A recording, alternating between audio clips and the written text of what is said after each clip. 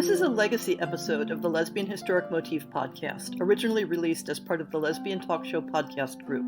Some references may be obsolete.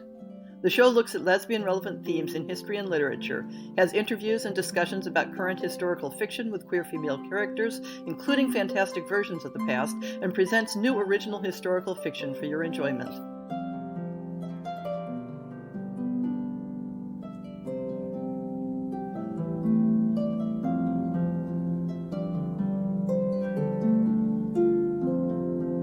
It's an extra lesbian historic motif podcast falling at the end of the year, so I thought I'd use it for some musings on the podcast and the blog, on what I've been doing with it, what I have planned, and where I hope to go.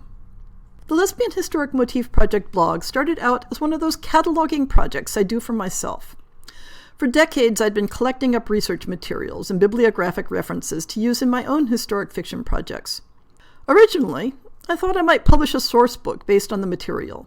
But just like every sourcebook idea I've ever had, I realized that a single finished product was neither a convenient end product nor a realistic way to motivate myself. I've had this happen with my catalog of surviving medieval garments, with my database of medieval Welsh personal names. The project keeps expanding as I work, and eventually I move on to other things. So I knew that if my goal was to write a comprehensive sourcebook of historical materials on lesbian history, I'd never actually finish it. And so, in a fit of rationality in 2014, I decided to start blogging about the materials I'd collected. I'd read each book or article, summarize it, add content tags for convenient searching, and make it available to the world.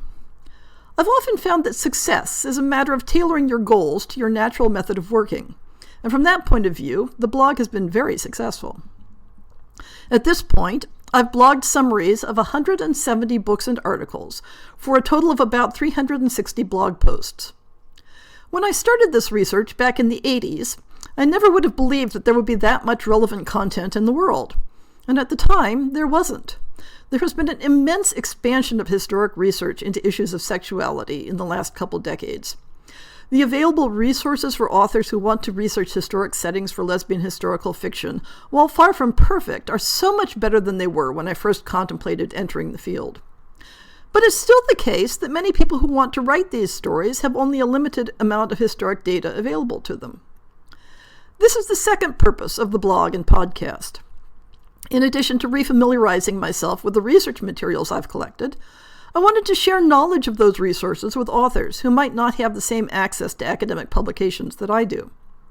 In any research endeavor, the most immediate and important step is to know that the information you're looking for actually exists, to know that there's a hope of success. The second most important step is to have some clue where to look for it. These are the two steps where I hope to be of some use to my fellow authors of historic fiction.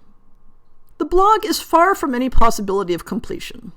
I've covered 170 publications so far, but my database of references to follow up on contains 470 listings. At some point, I may stop adding new titles faster than I can possibly read them, but it hasn't happened yet. What has happened, though, is that for my core area of interest, pre-modern Europe, I'm running across less and less new historic data that I haven't encountered before. There are still occasional new discoveries, new either to me or to the historians writing about them. But mostly I'm finding additional discussion and analysis of the material I already know about. In part, this is because the cutting edge of historical research moves from topic to topic. In the 1990s, there was a lot of interest in medieval sexuality. In the first decade of the 21st century, there has been something of an explosion of interest in lesbian history of the 18th century. So I have high hopes of learning something new for as long as I keep the project going.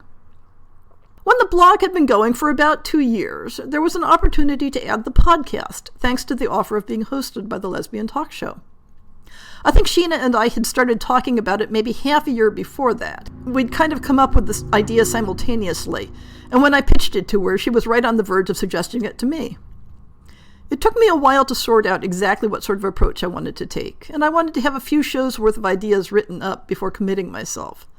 That's something of a regular theme in my project expansions, but it's because my time availability can be variable, and I always try to have a buffer of material available. So I started out in the podcast by taking examples of specific women from history whose stories I thought would be inspiring and interesting to people who read lesbian fiction. Not all of them are women that we can clearly identify as lesbian, but just as with the blog, the core idea is to identify themes and people that can serve as a basis for creating fictional lesbians. As the podcast has developed, I've also done programs with a theme, such as medieval love poetry between women, rather than focused on a specific person. Because of the audio nature of a podcast, I've tried to look for topics where I can include historic texts, such as my episode on translations of Sappho's poetry across the centuries, or the episode on Catherine Vizzani that included excerpts from the 18th century biography of her life. The idea to expand the podcast from a monthly schedule to weekly was another step that took some time to prepare for. I didn't entirely commit to the idea until I had the idea of doing a rotation of 4 weekly topics, a structure that I'd found worked well for me in my blogging. The idea of including author interviews grew out of a discussion I'd had on Facebook with some other authors of lesbian historical fiction, where we were trying to brainstorm ways of encouraging readers to take a chance on our genre. It took about half a year of setting things up from my first stabs at lining up interviews. Try to imagine what it's like for a shy introvert to tackle the cat-herding challenge of chasing down authors for interviews. But with half a year of episodes in the bag, I think I've got the hang of things.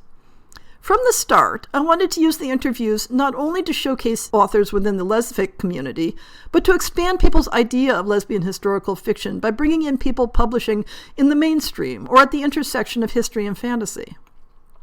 The next big step for the podcast will fulfill a dream I've had for some time. One way to support lesbian historical fiction is to write my own, of course, but I've long dreamed of supporting and encouraging it as a publisher. Currently, I have neither the time nor the skills to set up my own publishing house. I have a very realistic notion of what that would take, having had the chance to watch my friend Catherine Lundoff work through the process of setting up Queen of Swords Press. But when I realized that my rotating schedule of podcast topics meant that I'd have the occasional 5th show, I started thinking about the idea of using it to publish original audio fiction. One of the models for this idea is the SFF fiction podcast group Escape Artists, which includes the fantasy show Podcastle, where I've had 2 stories published. Looking at their format and seeing how they operated, it felt like a framework that I could adapt relatively painlessly. So as this episode comes to air, I'll be right on the verge of my first open submissions window to select 2, or maybe more, stories to produce as part of the Lesbian Historic Motif podcast. It's an experiment. If it doesn't work, if I don't get enough good submissions, or if it turns out to be more work than I can manage, I haven't committed myself to more than I can handle. And if it works really well, the sky's the limit, isn't it? Though, if it works really well, I'm going to need a more sustainable financial model. I'm always looking for more ways to get the listeners interacting with the show. I've received some lovely questions for the Ask Sappho segment from the Facebook groups associated with the Lesbian Review and the Lesbian Talk Show. But people can always send questions directly to me, either through my website, on Twitter, or through Facebook. And I'm always looking for suggestions of authors to interview, especially people outside the usual lesfic circles, and very especially people writing in less common settings or with marginalized characters. I hope you are enjoying the blog and the podcast so far, and that you will enjoy the new directions coming up.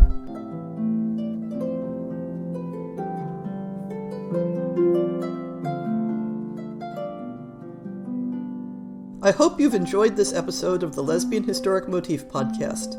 See the show notes for links to people and topics. Most shows will have a transcript linked as well. If you have a book announcement, a topic suggestion, or might like to appear on the show, please drop me an email. If you enjoyed this podcast, please rate it and subscribe on your favorite podcast app, and consider supporting our Patreon.